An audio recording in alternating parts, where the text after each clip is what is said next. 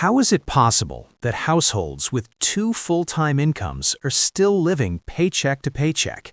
Think about that for a second.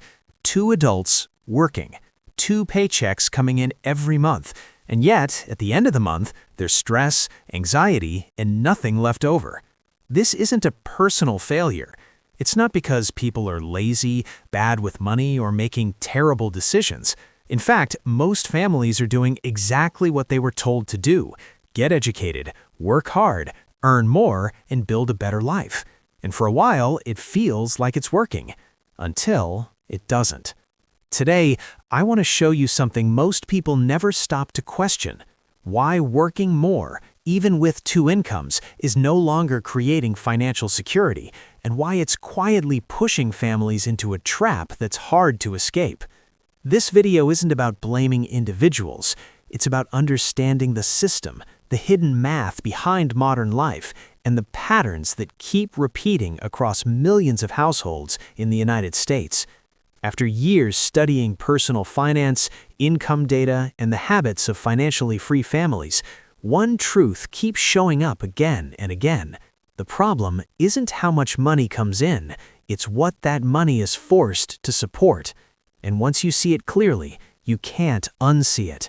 Because to understand how we got here, we first need to look at the promise that was sold to an entire generation. The promise that two incomes would finally mean safety, comfort, and freedom. For decades, the idea of two incomes was sold as progress. It sounded logical, even empowering. If one income could support a family, then two incomes should mean comfort, security, and options. Better homes, better schools, less stress, more freedom. And at first, that promise felt real.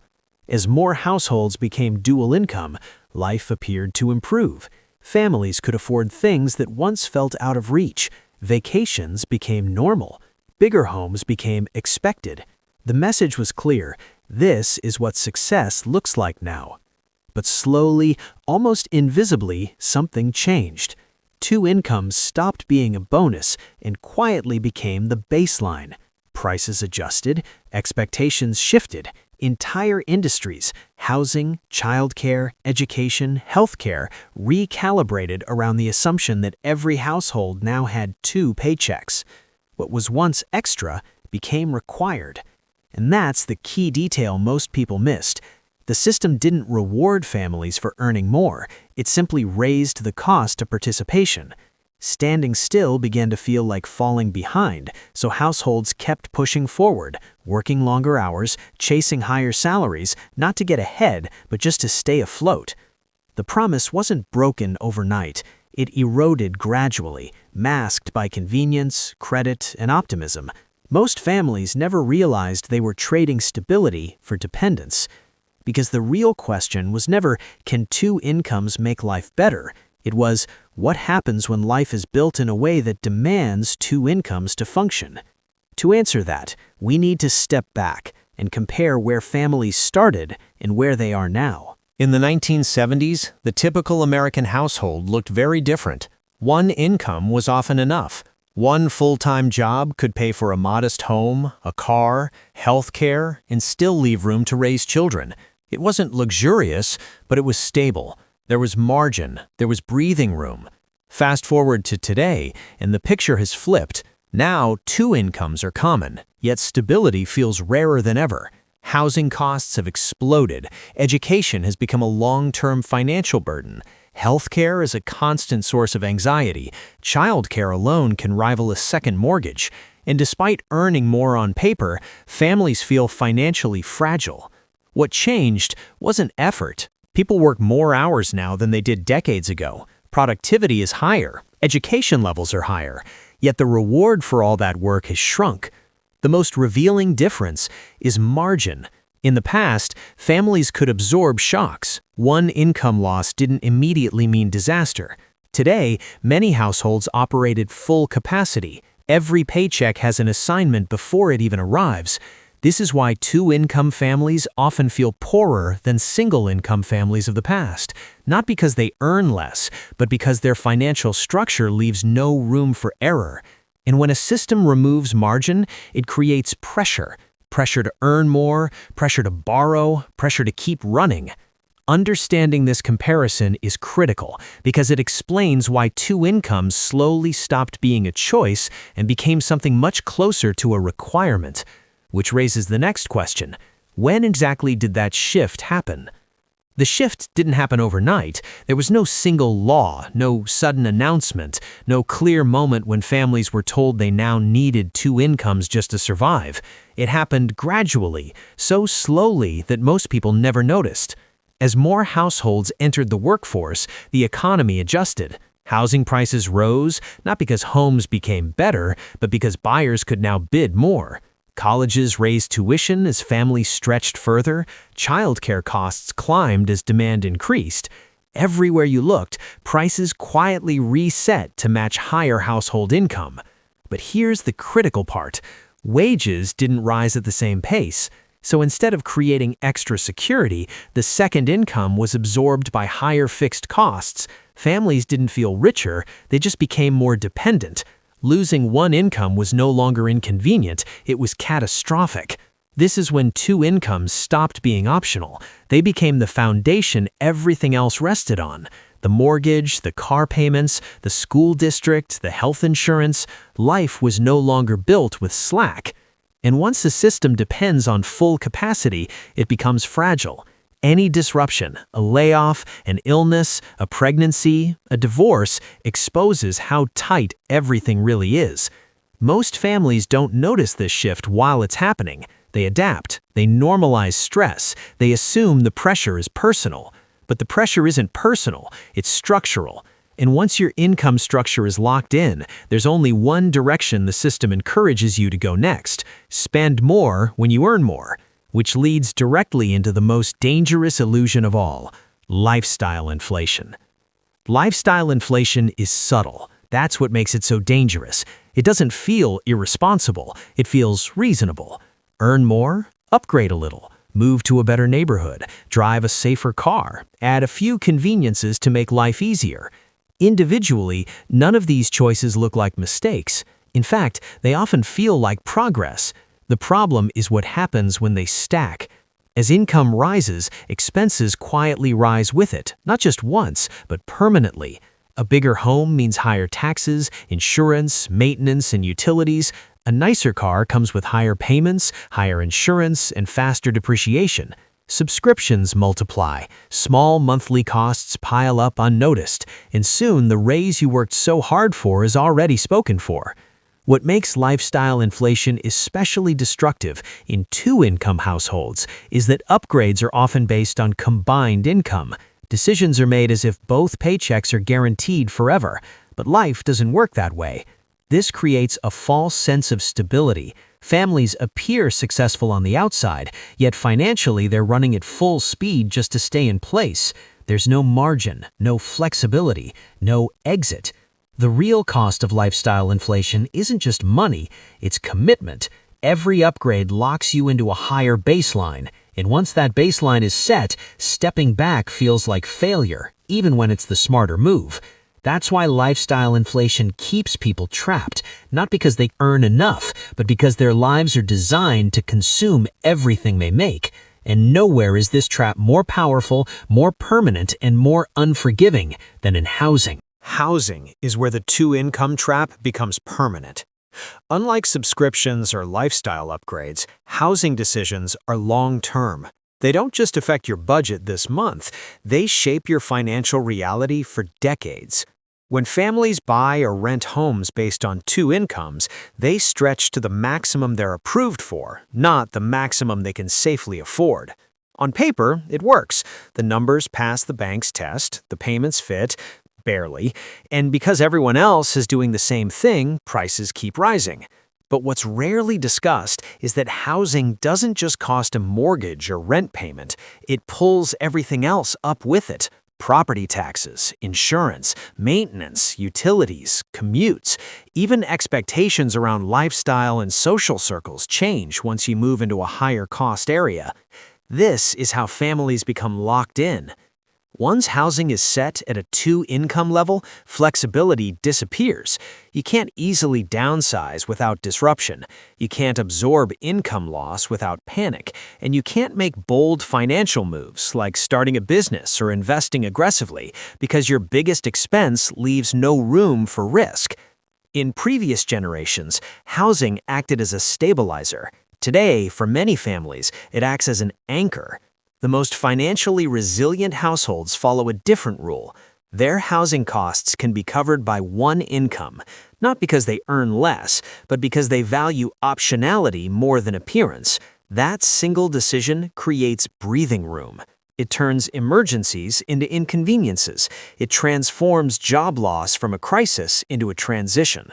When housing consumes too much, everything else becomes fragile. And once a household is fragile, it only takes one unexpected event to expose the truth. Which brings us to the most dangerous part of the two-income system, having no margin for error at all. When a household runs on two full incomes, it often looks stable from the outside. Bills are paid, life moves forward, but beneath the surface, there's a dangerous reality. There is no margin for error. Everything works as long as nothing goes wrong. The moment one income is disrupted, the entire structure is exposed. A layoff, a health issue, a pregnancy, a family emergency.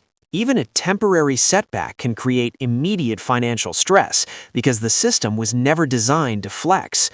This is what makes the two-income model so fragile. It doesn't fail gradually, it fails suddenly. Without margin, families are forced into reactive decisions. Credit cards become lifelines. Savings disappear faster than expected. Long-term plans are put on hold. Stress rises, not just financially, but emotionally and mentally. What's especially dangerous is that many households mistake this fragility for normal life. They assume constant pressure is just part of adulthood, that anxiety is the price of responsibility. But pressure isn't normal, it's a warning signal. Margin is what turns problems into manageable events instead of disasters. It's the difference between choice and panic. And when margin disappears, people lose leverage over their own lives. This is why financial resilience isn't about earning more, it's about structuring life so that one unexpected event doesn't collapse everything. Unfortunately, most families don't rebuild margin, they replace it with debt. And that decision, often made quietly and out of necessity, leads directly into the next trap. Because when there's no margin, debt feels non-optional. It feels like survival. Debt thrives where margin disappears. When households operate at full capacity, even small disruptions require immediate solutions, and debt becomes the fastest, most accessible option. At first, it feels temporary. A credit card bridges the gap, a financing plan spreads out the pain, buy now, pay later offers relief without friction. None of it feels reckless, it feels necessary. But debt doesn't just solve problems, it reshapes behavior. Monthly payments become permanent, interest quietly compounds, future income is already spent before it arrives, and slowly the household shifts from managing money to managing obligations. This is how the cycle forms. Two incomes cover fixed costs, debt covers everything else, and when income rises, payments rise with it. There's never a clean reset, only more complexity, more commitments, more stress. What makes modern debt especially dangerous is how invisible it has become. Automatic payments, promotional rates, minimum balances. It doesn't feel heavy until it is. And because debt is normalized, families often blame themselves instead of the structure. They assume better budgeting will fix it. But budgeting can't create margin if the baseline is already too high. Debt becomes a substitute for stability. It creates the illusion of control while quietly removing flexibility. And the longer it stays, the harder it is to imagine life without it. This is why so many households with decent incomes still feel stuck, not because they don't earn enough, but because their future earnings are already promised elsewhere. At that point, the instinctive response is simple: work harder, take overtime, chase promotions. But that instinct, as logical as it seems, leads to the next realization. Working harder doesn't actually fix the problem. When money feels tight, the instinctive response is to work more, take overtime, chase the promotion, start a side hustle, add another stream of income. On the surface, it makes perfect sense. But here's the uncomfortable truth. For most families, working harder doesn't create freedom. It deepens the trap. Additional income rarely stays additional. It gets absorbed by higher taxes, increased costs, and new financial commitments. Raises feel good briefly, then disappear into housing, childcare, healthcare, and debt payments. The system adjusts faster than households can. There's also a hidden cost most people underestimate: energy. More work means less time, less rest, and less clarity. Financial decisions made under stress are rarely optimal. People default to convenience. They outsource thinking. They rely on credit. The very effort meant to fix the problem makes it harder to escape. This is why income growth without structural change fails. You can't out-earn a life designed to consume everything you make. Wealthy individuals understand this distinction. They don't focus on maximizing income at all costs. They focus on leverage, building systems where money works independently of time. When income is tied directly to effort, freedom has a ceiling. There are only so many hours in a day, and once those hours are sold, there's nothing left to scale. This is the realization that changes everything. The problem isn't effort, it's design. And when life is designed around constant effort, the most valuable resource quietly slips away. Not money, time. Money is the visible cost of the two-income trap, but time is the real one, and it's the most expensive asset most families give away without realizing it. Two full-time jobs don't just consume hours, they consume energy, attention, and emotional bandwidth. Mornings are rushed, evenings are exhausted, weekends are spent recovering instead of building. Life becomes a cycle of catching up. When time is scarce, everything else suffers. Health declines because convenience replaces intention. Relationships weaken because presence is replaced by fatigue. And financial decisions become short-term because there's no mental space to think long-term. This is the part almost no one talks about. A system that requires constant effort leaves no room for strategy. People stop asking, "Is this working?" and start asking, "How do I survive this week?" And survival mode is where bad financial habits thrive. Ironically, the more time pressure increases, the more people lean on solutions that cost money: eating out instead of cooking, subscriptions instead of skills, debt instead of patience. Time scarcity quietly converts into financial leakage. This is why freedom isn't defined by income level, it's defined by control over time. Wealth isn't just having money, it's having options. And once you recognize that time is the real cost, a powerful shift happens. The goal stops being earning more at any price. The goal becomes reclaiming leverage over your life. That's exactly why financially free families design their lives differently. They don't just escape the two-income trap, they avoid it entirely. Which leads to the most important question of all: what do they do instead? Wealthy families don't escape the two-income trap by accident, they avoid it by design. The first difference is fixed costs. Instead of stretching their lifestyle as income rises, they intentionally keep their baseline low. Housing, transportation, and recurring expenses are structured so they don't require constant income just to maintain. The second difference is how income is viewed.